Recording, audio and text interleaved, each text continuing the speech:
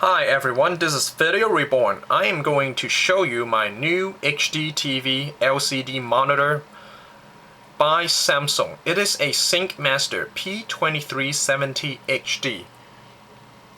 It has a true 1080p 1920 x 1080 resolution, running a TN panel with 1000:1 contrast ratio as a typical one, and advertise 50,000:1 dynamic contrast ratio, which I don't really care. It gets one HDMI port, and then one DVI port, one D-sub, which supports high-resolution VGA input, the 15-pin, the traditional 15-pin monitor connection, and optical output, composite input, component input, all analog audio, 3.5 mm. I'll show you later on, okay? But that's the basic thing. And finally, it says HDTV, so it also gets a built-in HDTV tuner. So after the June 12, 2009, I assume that US will stop all analog broadcasts. This is a very good solution for your desktop. Okay, it's a 23 inches LCD monitor. Let's just take a look. Okay, that's the overall look. I'm sorry for the focus. If you want better focus of the overall picture, go online, go to Samsung.com. But this is for the close-up video review. Okay, now let's take a look at the overall bezel design, the cosmetic. It is so far the most sexiest monitor and HDTV altogether, all in one. It's on the market. Even the LG cannot compare with this Samsung. Look at the bezel. It's transparent out here and reddish right out here. It's also a little bit transparent too. You see that? It's very sexy. So some people says this monitor resembles hooker shoes heel. Okay, yeah, I think so too. It's truly sexy.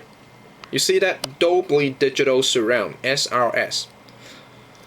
Okay, there are two built-in 3-watt speakers right underneath the screen. You see that? One here and the other over here. The design of the structure, the support, it's very sexy too. It's like a water pillar or ice pillar. Some kind of transparent plastic, but it looks really nice. Look at that. It's like a water or some kind of liquid connected the top of the screen, and the bottom base. And it's a glossy surface too, so you might expect scratches easily. So better don't touch it. Okay. Now let's take a look at the thickness of this baby. It's around this thick. Okay, I don't know how thick, but go look online and check out the dimensions. But it's a little bit thicker. I'm assuming it's maybe 1/3 thicker than the P2370. You know, the same thing without the HD tuner. Okay, now let's take a look at the back of the monitor. Okay, see that the power cord over here. Samsung logo, heatsink, connections, see that HDMI cable, and then DVI up here. Okay, then this optical cable, optical output, component cable, and then this is the analog audio in. This is the VGA, not really VGA, but D-sub, that's called D-sub, TV tuner, and a composite down there. See that? So it basically got all connections, except it only got one HDMI port, which is quite disappointing. But overall, I think it's enough. You know, I can use my computer, output my computer using the HDMI port. to this baby. You can connect a PlayStation 3, Xbox 360 via HDMI, and you get great picture quality. And this is bonus, or maybe it's the trend, which is called a TOC right over here. What is that? It's actually touch of color. You touch the bezel, then you turn on the monitor. But not only that, notice that there are no physical buttons, I mean movable buttons or tactile buttons at the side, nor at the bottom. Notice that? There's no button. So where are the buttons to control the HDTV monitor? Whoa. Well, it's hidden right over here, right underneath the bezel. Now let me turn on the monitor by slightly contacting the on-off button. It's kind of like controlling the iPhone, okay? It's similar. See that? The menu just turns on from right to left.